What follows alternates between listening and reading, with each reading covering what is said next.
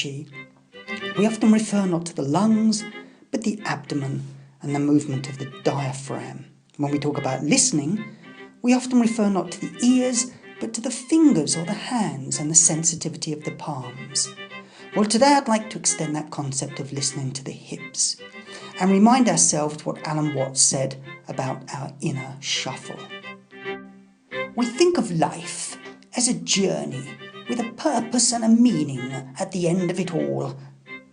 But we've all missed the point of it, for it was a musical thing, and we were supposed to dance along the way.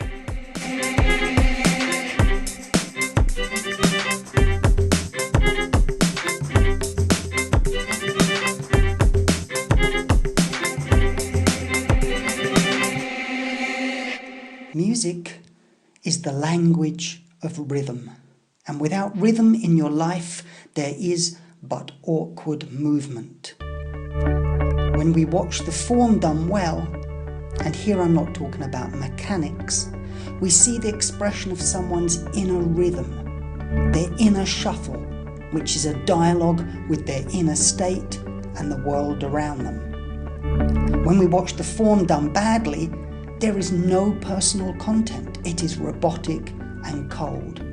It is a black and white photocopy rather than an oil painting. It is a monologue, for like the very worst teachers, they talk to no one but themselves. Their form screams out for the presence of rhythm. Well, today we're going to look at rhythm and shuffle, and we're going to try to see how we can better develop our listening skills by tuning ourselves to the pulse of life around us.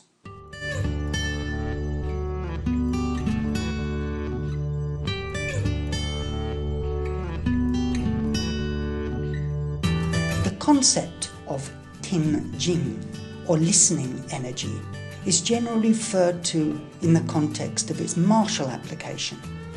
But in Tai Chi, the martial arts, the martial techniques, are only part of the picture, unless that is, of course, you're only practicing Tai Chi to supplement your ninja apprenticeship.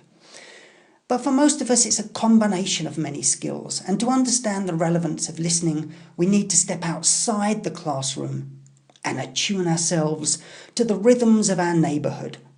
Listening is a transformative force in Tai Chi Chuan.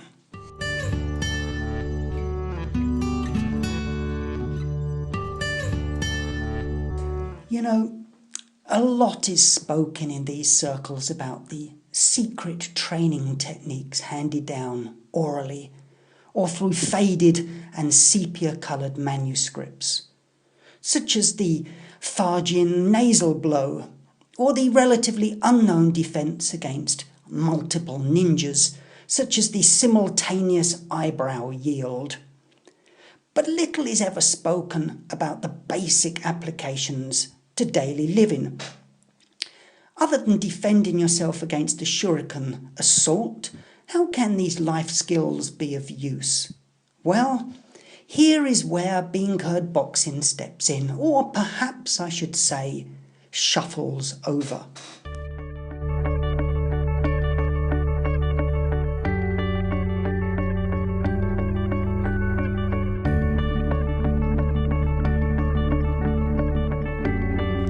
When you enter the dojo training room, the community hall, or the evening class gymnasium for your weekly session, what greets you first and foremost? Is it a financial assault by the instructor demanding this month's fee? Is it an audible assault?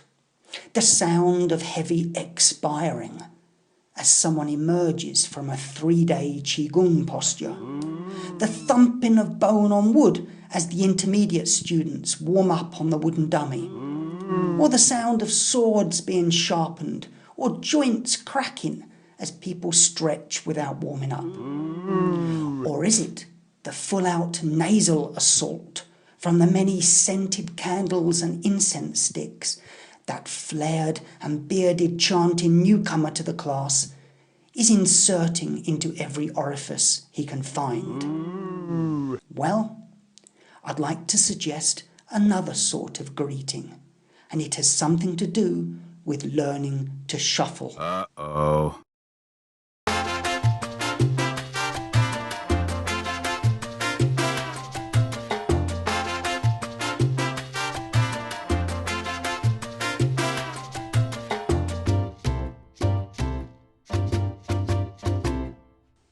Music can help define an atmosphere and create an ambience for work or play, for concentration or relaxation, in order to impart a uniform rhythm or promote the concept of individual expression.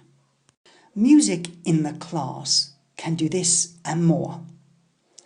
Sigur Rós, Claude Chalet, Coldplay, Café Del Mar, and the Doves. I find they've all been stimulating and reliable partners for performing Tai Chi. Yet there are always those that question their presence in the Tai Chi hall. Excuse me. For example, when I'm queuing up for a stamp in the post office, a stamp, by the way, is a small sticky bit of paper you attach to envelopes so that you can send a message to people who were born before 1980. So there I am anyway in the post office, queuing up for a stamp, and someone will inevitably reach over, prod me in the back with an umbrella and ask, "Hey Teapot Monk, how can you practice the form following an external rhythm? Aren't you just confusing others? Aren't you distracting others with all these different rhythms?" Hello. It is true that for many schools, the use of music during training is frowned upon. The belief is that it will encourage you to follow an artificial rhythm. Oh, really? Or an artificial pace. You must find your own rhythm, teachers repeatedly say. To find your own rhythm, you must have quiet and tranquility in the class so that you can hear this inner beat. But my question is, whose inner beat are you really following? For as a student, you are probably following the rhythm of your teacher. For the instructor will be imposing this rhythm consciously on the class. And if studying at home, your rhythm will be that dictated by the DVD or the YouTube video. However you look at it, you're already following another rhythm, and that rhythm may not be yours.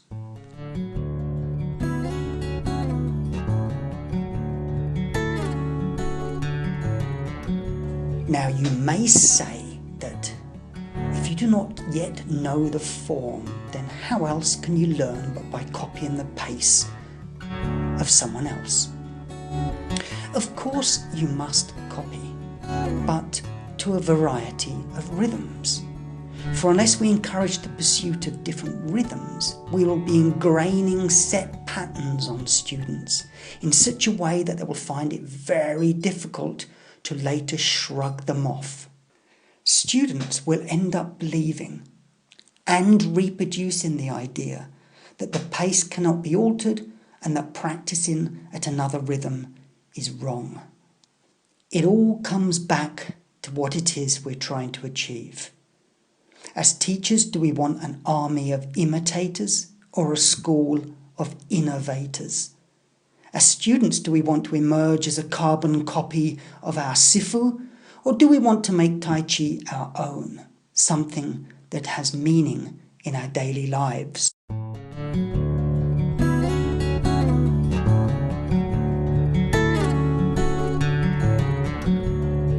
Sometimes it's an idea to pass over the remote control and see what others do with it. Who is to say that one person's rhythm is right for another? Yours may be the result of years of controlled and disciplined practice. This rhythm that you have developed to suit your way of working may not be ideal for everyone around you. Each rhythm is just a reference point, so do not set it in stone, because although many instructors can deliver a mean 1-inch punch, too few are capable of a simple shuffle. Hallelujah. Think of the push hands exercise where we respond to another person's energy pattern. People are different. Each person moves at their own pace.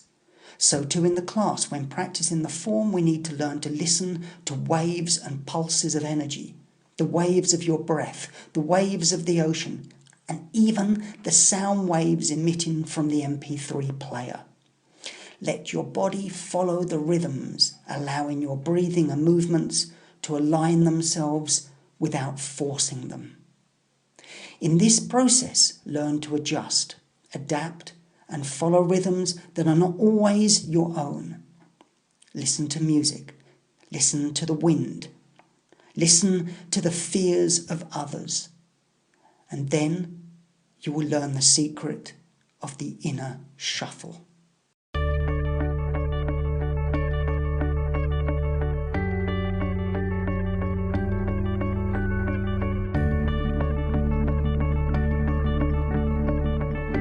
So to recap, the 5 Teapot Monk rules for developing your inner shuffle.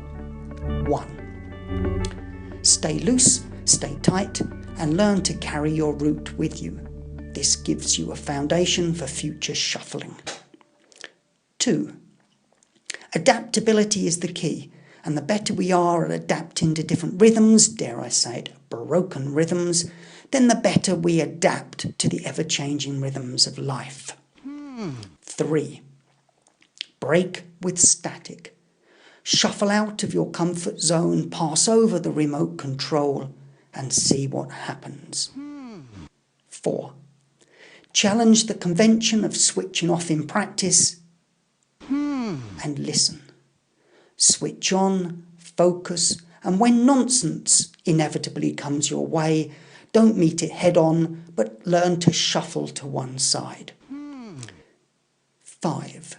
Finally, and most importantly, create for yourself a decent playlist.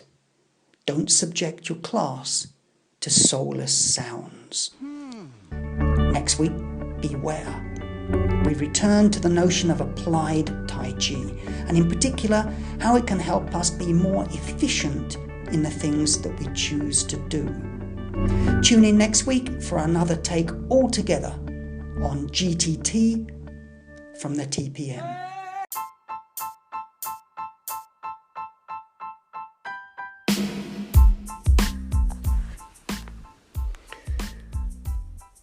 Looking to discover what Tai Chi can do for you, or curious and would like to know a little more? Well, just come over to 21stcenturytaichi.com. Look for the link in the show notes. There's short introductory courses, breathing, health, Tai Chi form, sword, philosophy applications and more, plus books, PDFs and great videos and even music. Got a question? Track me down on social media as the Teapot Monk. Thanks for listening.